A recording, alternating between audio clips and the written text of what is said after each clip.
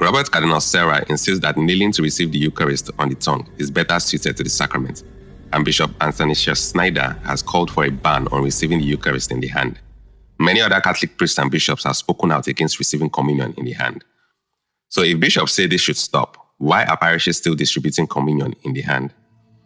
But let's go all the way back to the earlier part of the 1st century, in 33 AD at the Upper Room.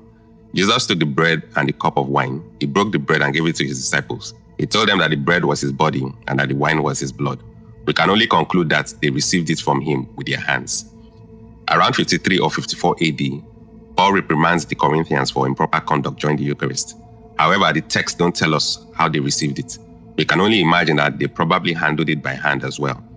Since the Bible is not an instruction manual for how the early church did most things, we cannot deduce from it how the Eucharist was primarily received.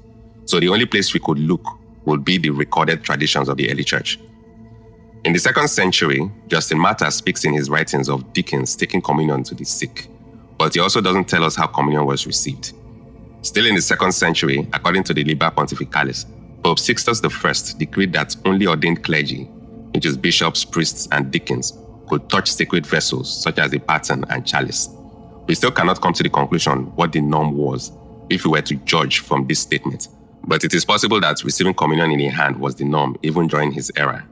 We might easily come to this conclusion if we look back at the earlier mentioned events, starting with the Lord's Last Supper at the Upper Room, Paul reprimanding the Corinthians, the writings of Justin Martyr, and then the earliest, most vivid and undisputed text we can find explicitly instructing an individual on exactly